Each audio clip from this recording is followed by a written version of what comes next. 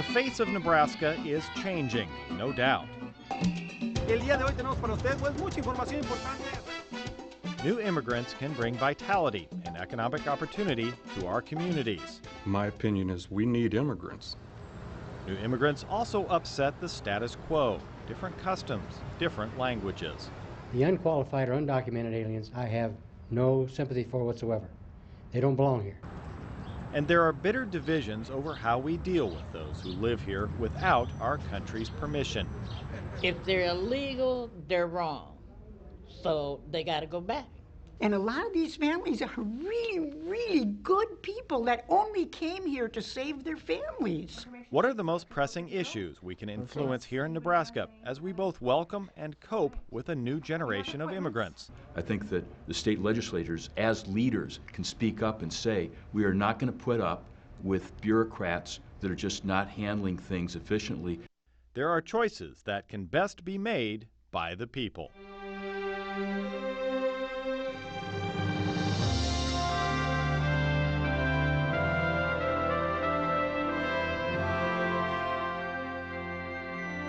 NET Television joined in this project with the University of Nebraska Public Policy Center, the faculty and students of the University of Nebraska Omaha, and El Perico, Omaha's only weekly bilingual newspaper. Hello and welcome to By the People Immigration. This is NET Television's latest contribution to a national effort to bring citizens together to deliberate about the most pressing issues facing our nation. We're here on the campus of the University of Nebraska at Omaha, along with more than 100 other citizens who are eager to share their ideas about how our state can deal with the challenges and opportunities brought on by the newest wave of immigrants who've made their way to our state. Immigrants account for 60% of the state's population growth in the last 5 years. And this is nothing new. In fact, Nebraska's history cannot be separated from the cycle of immigration that has changed the face of America from the start. Every summer, thousands of people crowd 36th Street in South Omaha for the annual Saints Peter and Paul Church Festival. Gate number 36, 16. Food from Eastern Europe, Asia, and Mexico. A folk music group from Croatia.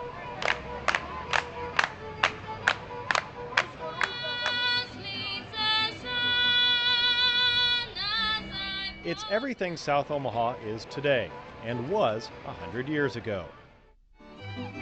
From its beginning more than a century ago, South Omaha has been a community of immigrants. Probably one of the biggest groups in the beginning or early history was about 1868 when the first Bohemians or Czech immigrants settled in Omaha along South 13th Street. They built Sokol, a social hall still operating today. The South Omaha area they settled became known as Bohemian Town. Other European ethnic groups would follow, many developing their own small enclaves. Swedes, Greeks, Germans, Irish, Italians. Most were drawn by jobs in South Omaha's booming stockyards and packing houses. By the turn of the century, recent immigrants would help make the city a center for the livestock industry and account for most of the 26,000 people living in South Omaha. Immigrants, all the groups, came basically because they wanted a better life. And I think in many cases, this community kind of reminded them of what they had left in Europe. It wasn't always easy. Tension between different ethnic groups was common, sometimes leading to violence like rioting that drove 2,000 Greek immigrants from South Omaha in 1909. This wave of new Nebraskans would end by the 1920s with the advent of federal legislation restricting immigration. Flash forward to today. The stockyards are long gone, although reminders of the first wave of immigrants still exist. Now, a new wave of immigrants has descended on South Omaha in the last couple decades. Latino stores and restaurants dominate 24th Street. First and second generation Latinos, most from Mexico, account for much of the population of this neighborhood.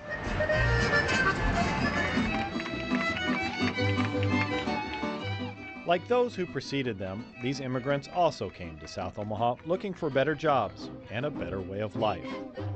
A question facing lawmakers then and now: should state policy direction welcome immigrants or hold them at bay?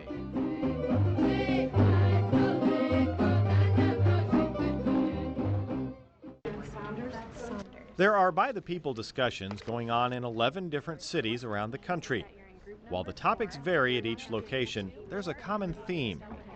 200 years after life, liberty, and the pursuit of happiness was written into our Constitution, what does it mean for Americans today? We know the federal government isn't going to do it. What are we going to do?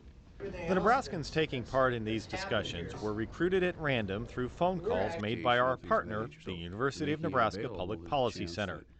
Before they arrived, they had a little homework: background reading on immigration and how it affects Nebraska. The Public Policy Center also does a survey to see whether these citizens change their views by the end of the discussion. The first round of discussions concentrated on which broad areas of concern people had about immigration, the topics that they felt state legislators might reasonably be able to impact.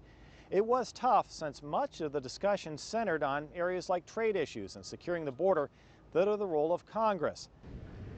Many just wanted to talk through their opinions about new immigrants and their responsibilities. One of the issues that kind of startled me on that questionnaire said, how much fear do you have when you hear the word immigrants, or something like that? Is there anyone here that experiences fear when you hear about immigrants? Well, I live next to an immigrant family, and yes, I feel unsafe because of their actions and what they do and how they conduct themselves. I just don't feel as secure as I should. We're in an area that's not thought of as being the best or the better, in fact. But I think they have observed from our neighborhood, and really, they have improved in a lot of ways since they have moved in there. And they've taken much better care of the property. Do you think they might have a fear of the people that's running the... I don't think they want to be ostracized. I think they want to be accepted. But those things don't go fast. It takes a long, long time. I think one thing I'm concerned with is that we treat them as fellow human beings, and that we afford them health care and education and help them live a decent life and to progress in our society. And that's for citizens and non-citizens. The laws that apply to me and to you and everybody else should apply to them. And I don't think it does. Exactly. And I don't think it does. Illegal seems to be getting preferential treatment by not having to follow any of the laws, because we can't track them down anyway, we can't find them, they're here illegally anyway, and so then they seem to be able to get away with more illegal activities because we can't find them. The illegals are what need to be addressed first. If you have illegal aliens, immigrants, whatever you want to call them, in this country, they're not going to be as good as citizens as a legal alien or as a legal person, because they're always going to be on the defensive. They're always, and some of them will do anything in order to stay here. And whether that's join a gang, whether that's murder, whatever it is. A lot of them aren't the drug dealers. A lot of them are working hard, and the reason they're standing there spending to send money back home is because they love their family. And when they love their family, a lot of times that makes a good person. I'll bet you anything that there are so many homes of good people that you don't see because you just see what's on the street. And the good people stay at home and mind their own business. I do see the good families, and I applaud the good families. But they also they took the right steps to do it. And they're not sneaking in behind our backs doing, because when they're dealing drugs here, they're killing our kids. But there's a lot of people who have snuck in who aren't doing drugs. I know. And that are very wonderful. Well, let me tell you something. I grew up on welfare. My dad died when I was 13 months old, and there were 5 of us under 6 years old. And when I was about 12 and my brother was 14, I remember my brother saying, it feels like when you get your head above water, somebody is there to step on it. I pictured that head going, my brother's head going under the water with somebody's foot. And a lot of these families are really, really good people that only came here to save their families. And we have no idea how it feels, except when we go down there and look at how they live. And how, and I know there's all kinds of greed and crap down there, but there also are millions of people that are extremely needy. And they're made by God in the image and likeness of God, just like you are and I am. I don't want to suppress that type of culture, but they have to do it legally and within the values of most Americans. Mm-hmm. I grew up in Little Italy down on Yeah. 6th Street. Down there, Grandma Knigley could not hardly speak a word of English, yet she had a state senator as a son. They have Judge Knigley came out of that row. You know, there's a lot of positive things to be done, but they all did it the legal way. Right. They do bring a lot of their culture, and that's fine, I agree. But the end game is be Americans, contribute to our country in a positive way, and the problems are then solved, I think. And it may take 2 or 3 generations. And I think that'll be good. Our country and our state loves diversity. But my opinion is we need immigrants.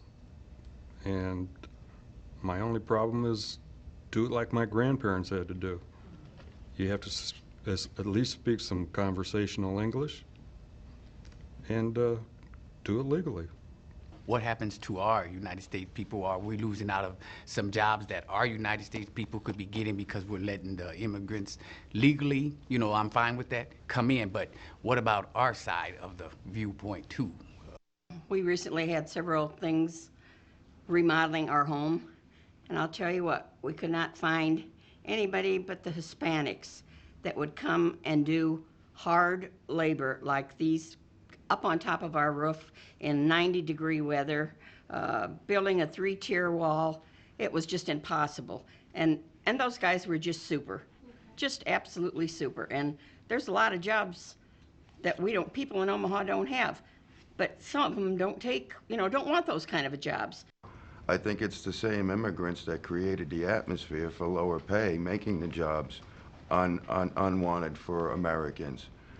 Because contractors originally got the edge by using illegal immigrants, by paying them less, by undercutting other contractors, and just started this whole wave. And now these jobs have become, I think, undesirable because they don't pay as much, not because the Americans don't want to work and we're lazy. I don't want to sound aggressive, but you earlier made the statement that you would like to stomp out illegal immigration, and I find it... Well, stomp out the reasons that are allowing it to happen, whereas the job, you know, these jobs that they're able to get. Well, you're saying stomp out a people's dream for a better life, and they're not gonna. Can I finish my statement, please? Can I please finish my statement? Okay, Can I please finish my statement? Alex finish, and then you can gladly respond. We just want to be really respectful. You can't stomp out a people's wish for a better life. I mean, we all wish for that. We're humans. We don't stomp each other out. We don't stomp out people's hopes. I'm sorry. I just really find that very disturbing. I'm not talking about stomping people out. We're talking about illegal immigration here. And our policy in this country, and I think I can go along with most of the country. So you're talking the difference between open immigration and not. We don't have open immigration in this country, even legally. There's only so many people we allow in a year. Now, if you want to discuss whether to totally have open immigration or not, that's another discussion. But as far as we're talking now, we do limit the amount of people that come in here legally even. Sure. I think we need to be careful about how we open up to those from other countries, because what I hear is legal or illegal. They are undocumented. Okay. When did it become illegal to come into this country? So when you're thinking illegal, undocumented people, everybody thinks of illegal aliens as somebody with great big green heads, big eyes, and it's very wrong to even go down that road. You need to just say undocumented, they're new to this country, and you just need to work with that. But the whole illegal thing just gets my dander up. One way to move forward is to change the tone of the discussion. What am I trying to say? Is to remember that this wave of immigration is just like every other one. It is just like everyone in every way it is, in terms of how they learn English, how they acclimate, how they move up the economic ladder.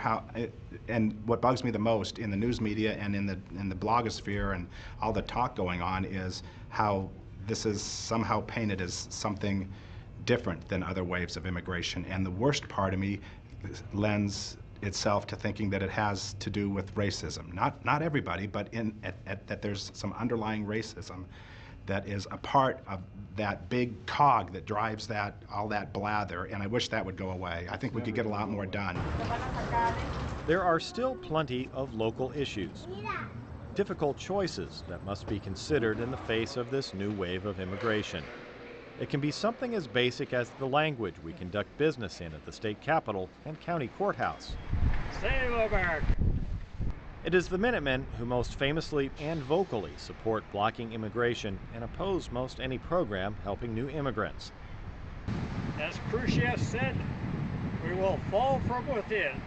One essential belief: there is one true language in America, and that would be English. English is the official language of the state of Nebraska. It says so right in the Constitution of the state of Nebraska. But the Secretary of State explains that while English is the language for all official documents and proceedings, it is not the exclusive language used to communicate to its citizens. We as a state government provide various forms in alternative language statewide. For instance, visit the Motor Vehicle Bureau, and you can pick up a copy of the driver's manual in both English and Spanish.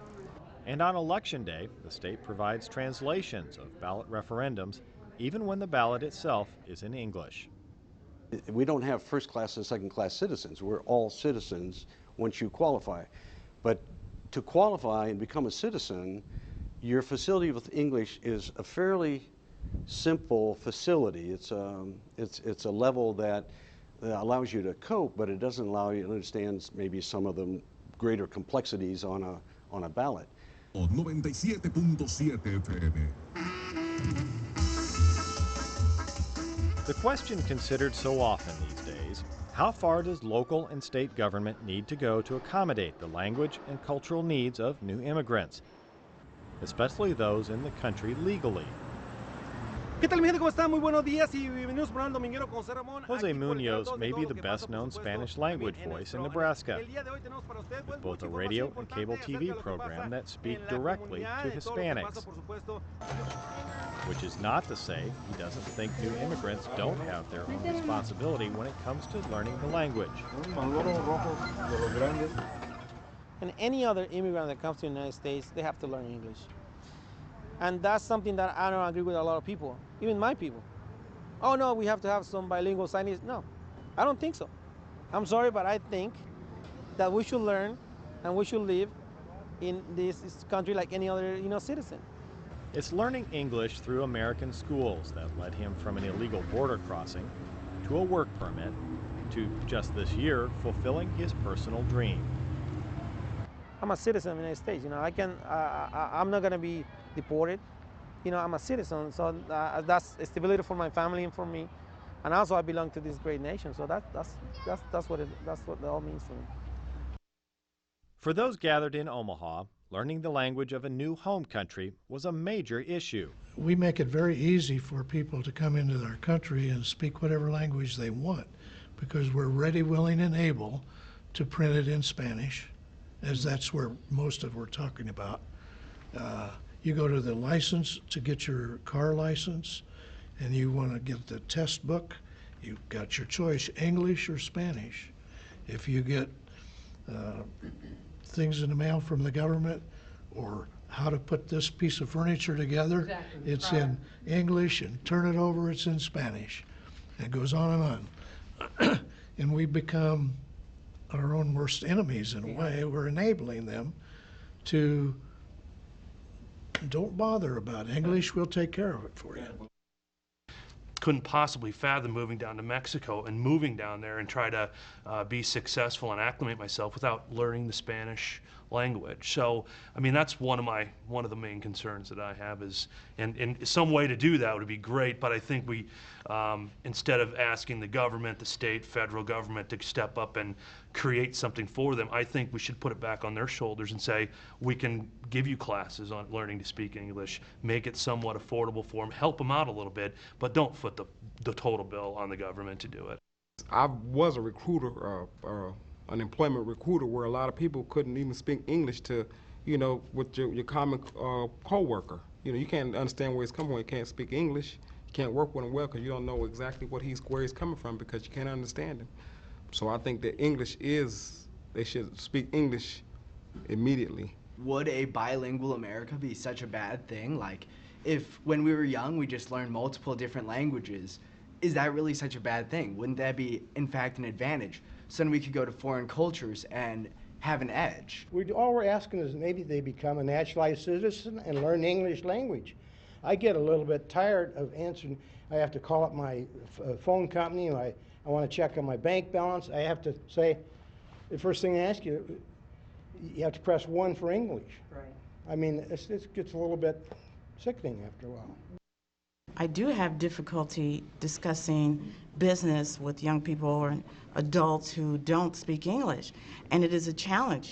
I want to help you, I want to talk with you, I want to solve whatever problem you have, but if I can't communicate to you, then what? What do we do? And so at our job, we have to have bilinguals working. They're with us almost at all times. They're almost half the staff, 2 to 3 people.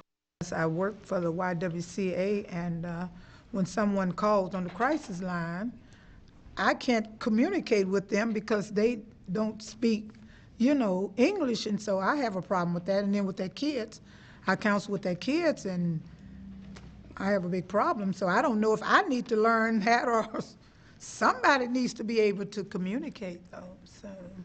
Yes, I think the people, they need to speak more than one. I speak Spanish when I'm born. I'm here, I'm learning English. It's hard, but you need to learn more than one, not only one. I think we need to educate the children so they can communicate with us and so they can communicate with their parents, and I think we ought to have more opportunity for the parents to learn the English language as well. Making that available to them certainly gives them an opportunity to then, in turn, assimilate themselves more into the culture, help their children more with their education and things of that nature. So if you're making it available, there's a chance that maybe that we can improve in that area. I'd like to agree it should be very accessible, but no way should it be mandatory. I could never learn another language no matter where I lived. The kids, I don't think, are the problem. We have immigrant families in our neighborhood and all the kids speak it. I think it should be more focused for the adults, more accessible for the adults.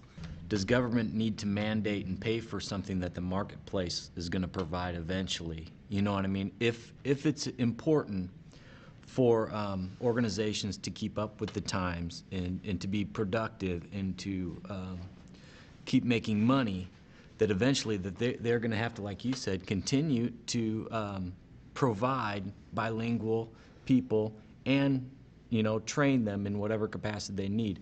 But do we as a government or as a people need to promote policy in our government that mandates it being done? Then we as taxpayers have to pay for it that way, as also then we have to pay for it again in the marketplace. So essentially we have to pay for it twice.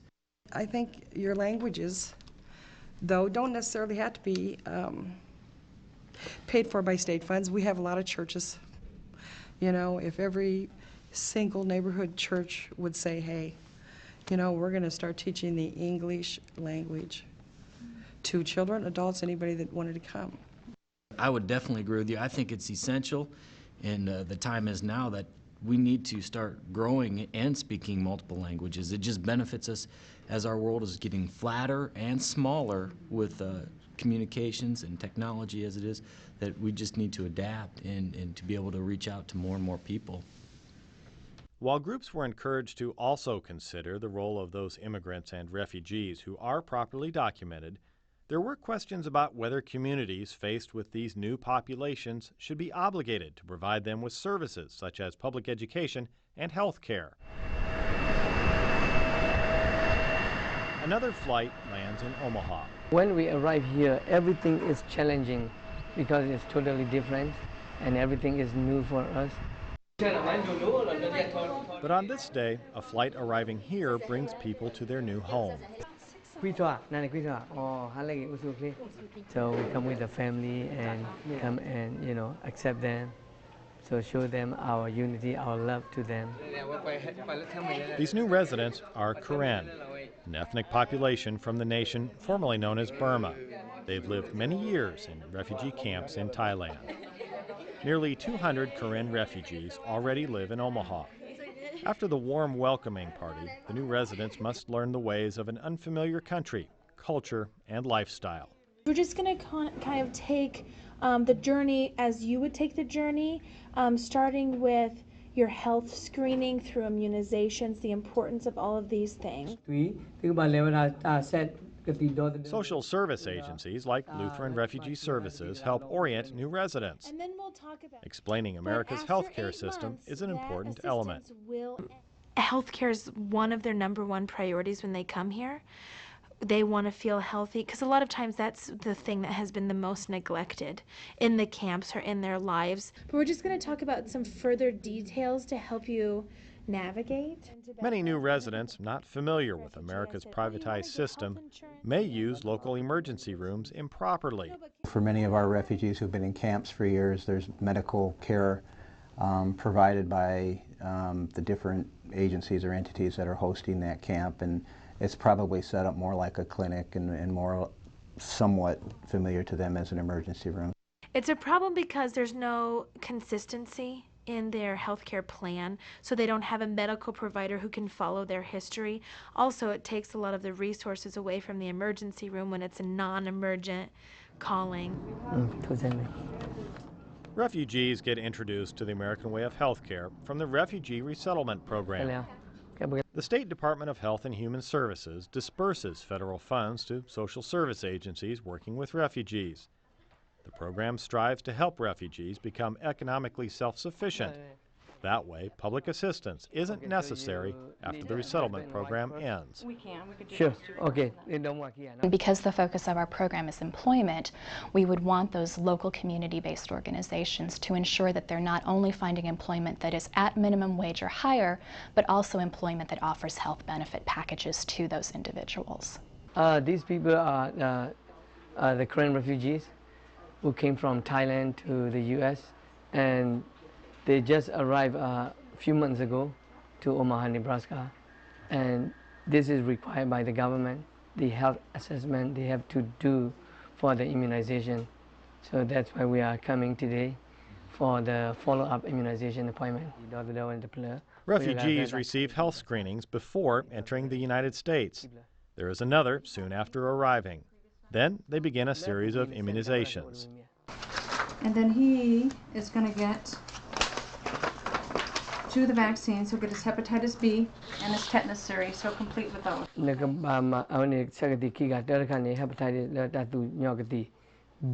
So we certainly want to dispel the myth that people come in with a high level of communicable disease. 1, 2, 3. The 400 to 500 refugees coming to the state each year receive a lot of attention.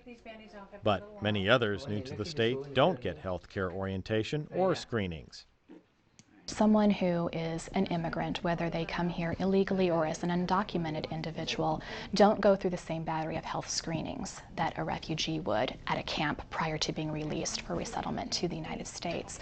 So when you're thinking of public health concerns, really the influx of immigrants significantly impacts our state more so than the population served by the refugee program, because we have a provision to offer services with regard to health care, immunizations, etc. So communicable disease such as tuberculosis, malaria, cholera, these things that have been eradicated in our country can tend to be reinitiated into the public because of the influx of some other new Americans, in particular immigrants. In 2006, the Nebraska Tuberculosis Program saw 25 cases. 80% were among foreign-born people in the state. Individuals from Central and South America are the highest percentage of individuals accessing medication and treatment through our state program. And those would be immigrants versus refugees. The healthcare community deals with the language barrier and lack of qualified interpreters as well. But as the Korean community grows in Omaha, they've learned to help one another. Mostly we have to deal with the interpreter thing. So first of all, when we first arrived, we don't have no interpreter in our language. But today, because of the base community here, we resettled after 2005, and we have a good, strong organization, the Korean community here, and we're helping our people here. The Korean have been an amazing group to work with. They've really pulled together and refused to let anybody fail. Less than 1% of the world's refugees get the opportunity to resettle. They are challenged by coming to a new culture, but they bring some of their own as well. And I believe they really add an additional layer to our community, bringing in their traditions, their beliefs, their religious practices, or the kinds of way they lead their lives, their family practices and things. That really adds a rich fabric to our society. They said they feel very great, and it is so joyful for them, and they feel very encouraged.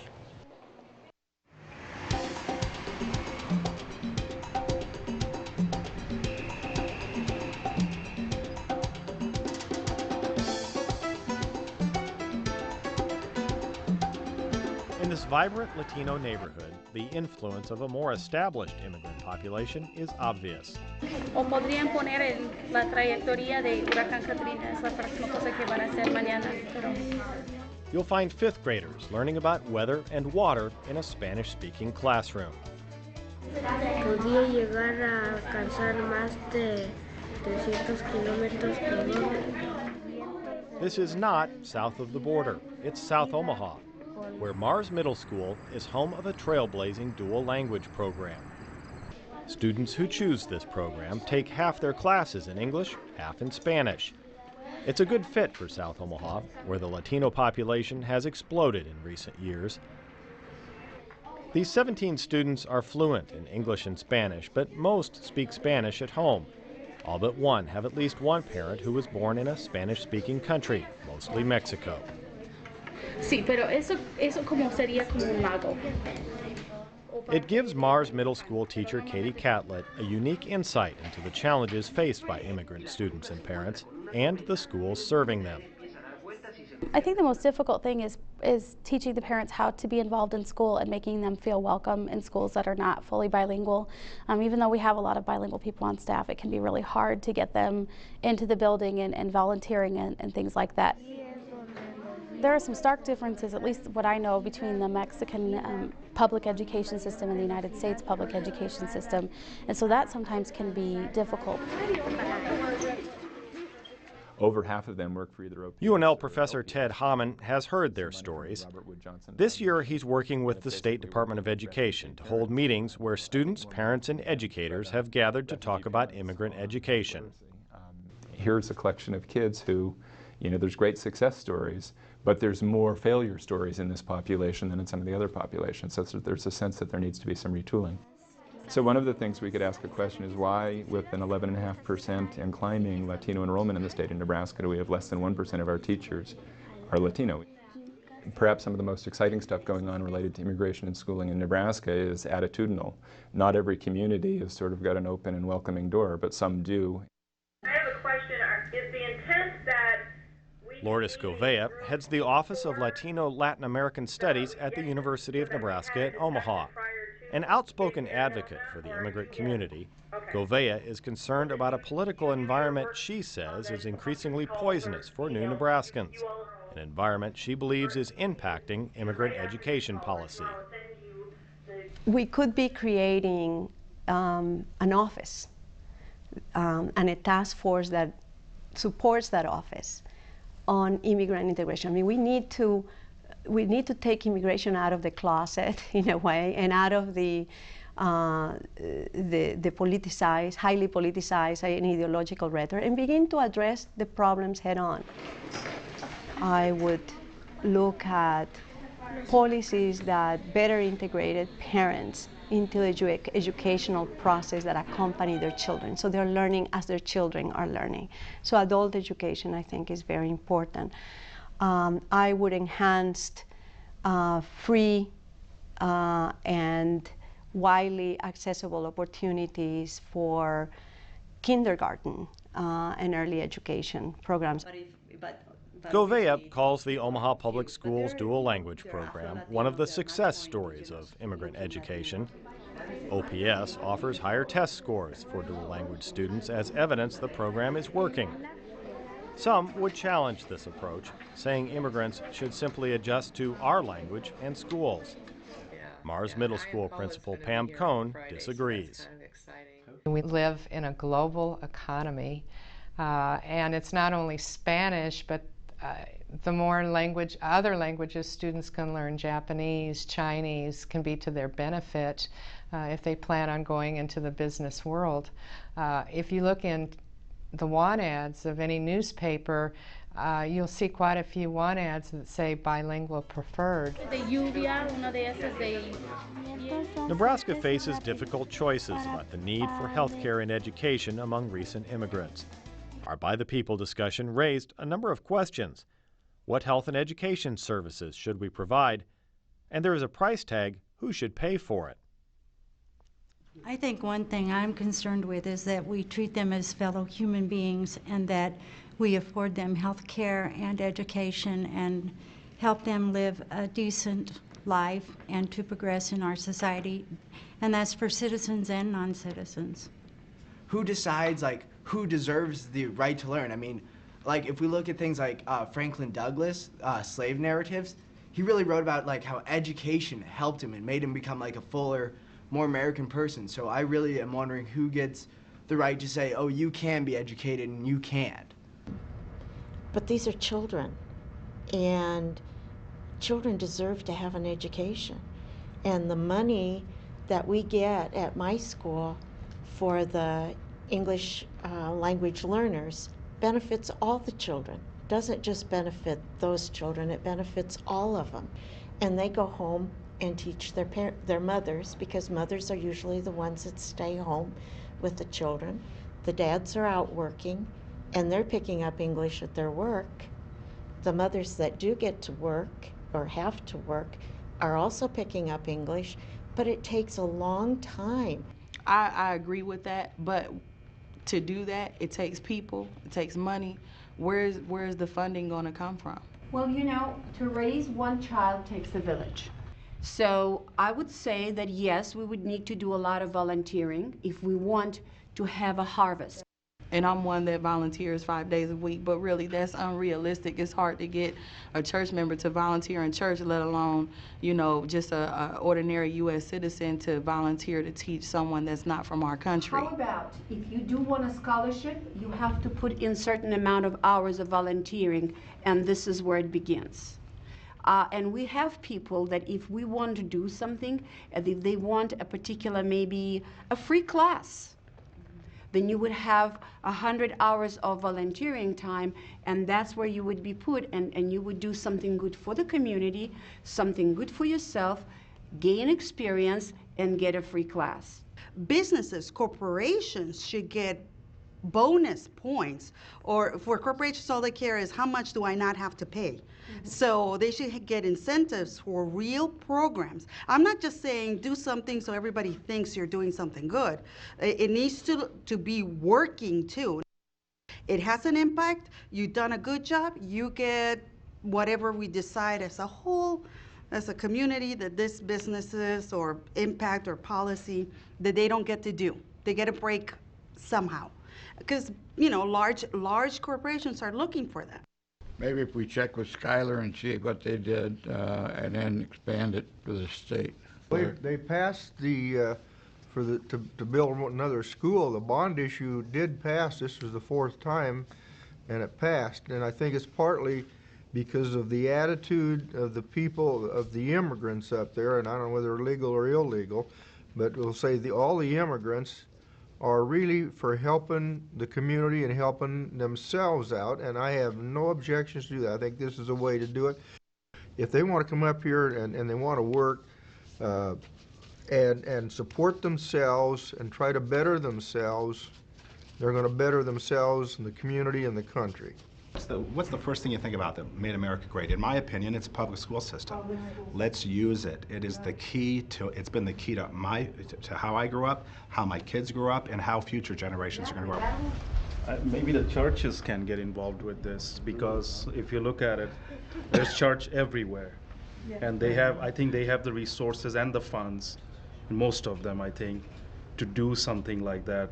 The community college, I don't know, because they don't charge too much money for tuition, so I don't know if they even have the funds to carry on a program like that. And I think adult and continuing education deals in that atmosphere of come, take it so you can learn, but it can be something that is geared towards the parents of the children that are in an elementary, and bring in this group or maybe the school, but it's targeted to the parents, not the child, because the child will learn this. You know, our schools in Nebraska are good schools.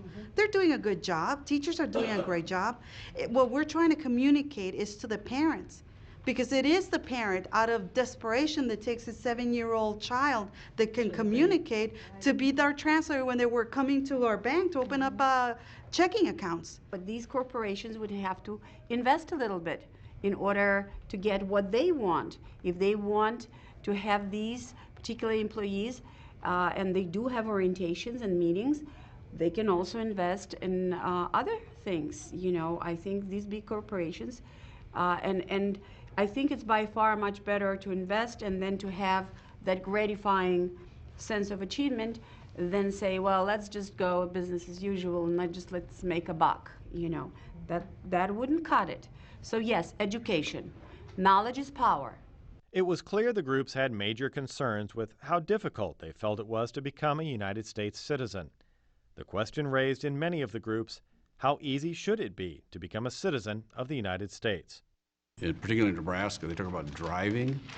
And, you know, I hear about this, but I don't think I have a great understanding of exactly the issues, you know, that are behind it. I think some of it is around the fact that if you're undocumented, then you might not have a license, obviously, you don't have insurance, and the rates and things of that nature are going to be affected. People don't have license, aren't able to get to work, and things of that nature. So I guess I was just kind of curious if there are any thoughts about the driving issue.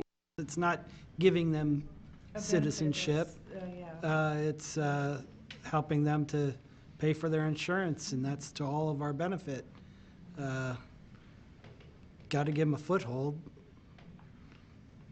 I mean, if they can read the mid-driving manual and pass it, I'm all for it. Well, yeah, I'm not saying they just give them a driver's license. So I know that's encouraging them to learn English, for one thing. But the last time I was in there, yeah. they had it in English and Spanish. Yeah, I think they should be given a social security number first before they hand out those driver's license, because it really doesn't make any sense to me at all. I mean, what are you saying? You're half legal? I mean, it just doesn't make any sense to me.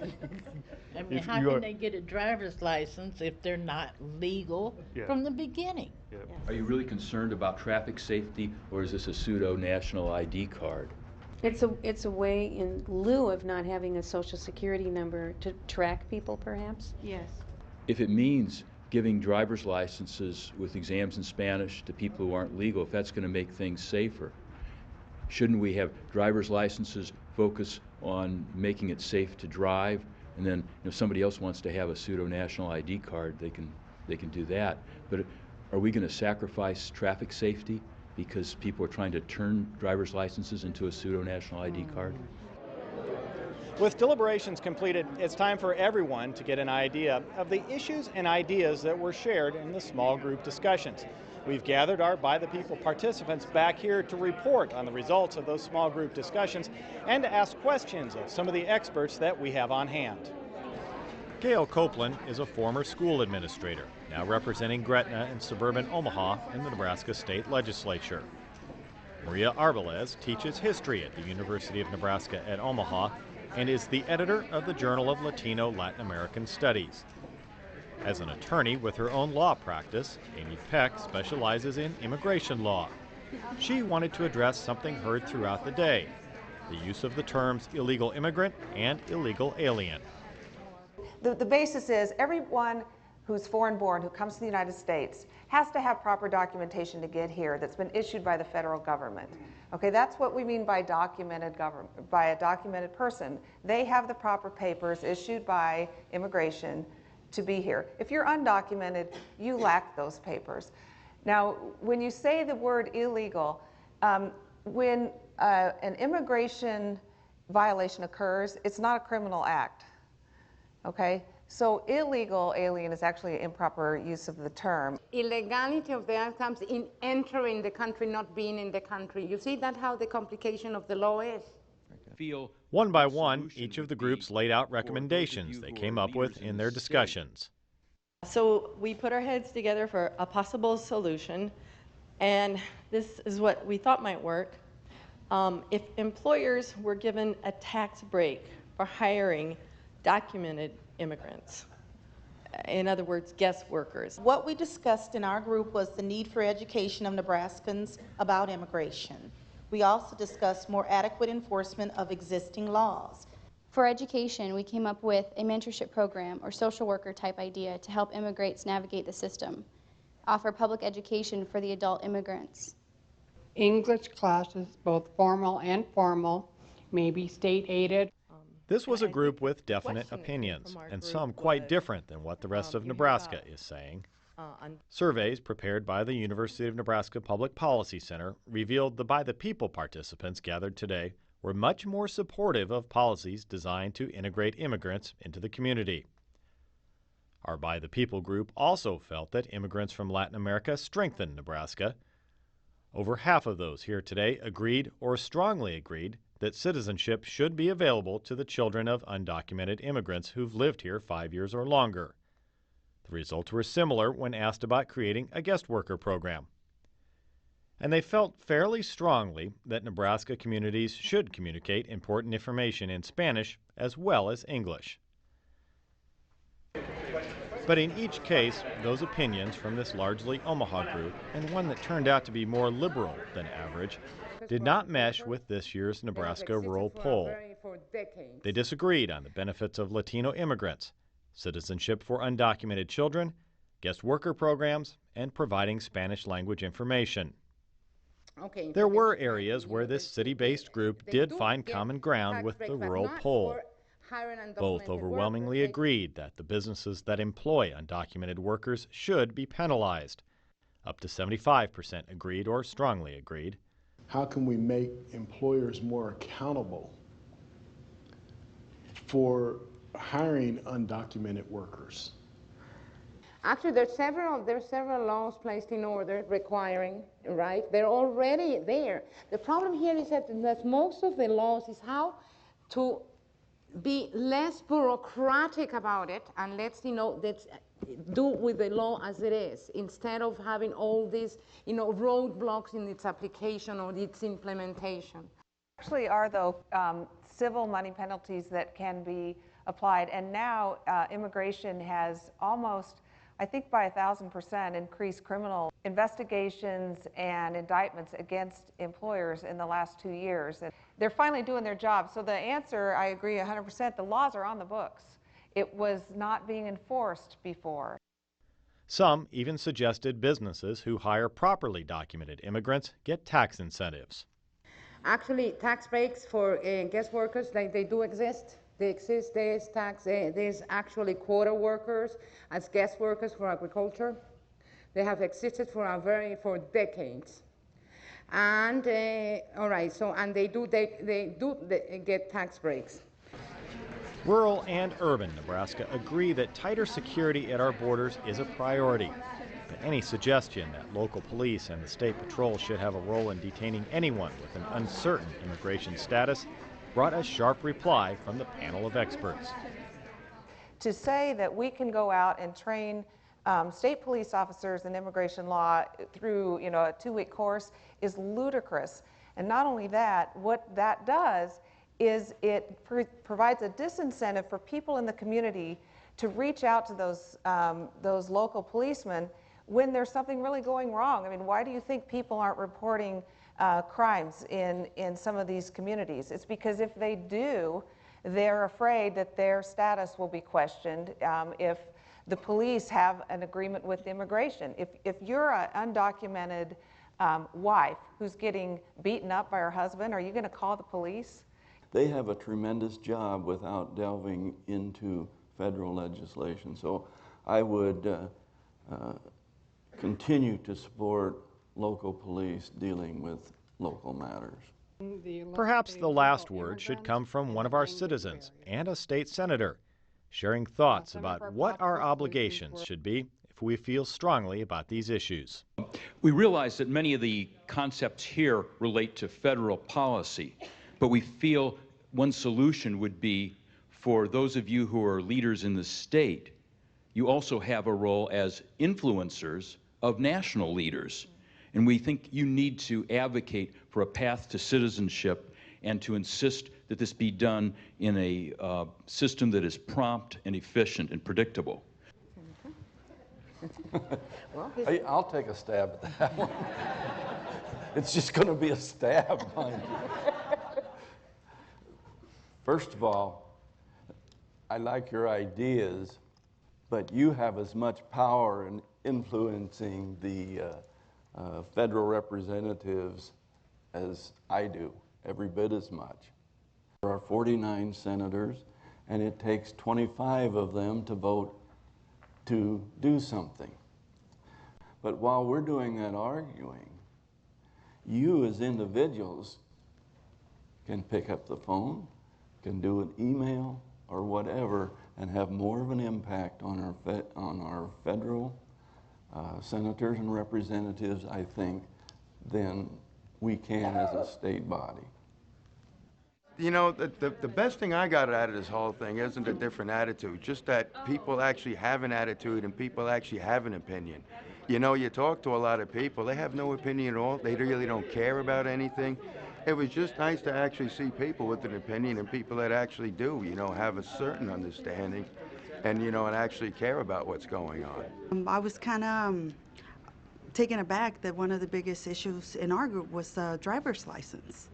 And it kind of surprised me because I kept thinking, oh, they're coming across to steal our jobs. But it wasn't so much the jobs. It was just, you know, things that affect your everyday life. You get in a car accident, you want to be sure that the person driving the other car has insurance. I'm so glad to know that people are going to know more about the immigration issue, because I think a lot of people misunderstand what's going on with immigration, and this is good. I was kind of wishy-washy, didn't think I needed to focus much on immigration because I didn't think it was anything that I could say could actually impact, you know, how it's going to end up. But having the opportunity to sit around a lot of people that know a lot more about it, and it kind of makes you decide which direction you need to go with it, and kind of come to the conclusion that there is a problem that needs to be faced and things need to be done to correct it. I think it was very helpful. Learned a lot of other people's opinions and a couple of good ideas that came out of the event. I hope some of it get implemented. You so rarely get to meet with a diverse group of people and discuss an important issue. So it was wonderful. The discussion was really fruitful. So I really enjoyed the ability to hear from all sorts of people from different standards of living. I guess I'd only really ever took my own ideas into consideration without really being as open-minded. So I think this was really an enlightening thing to do.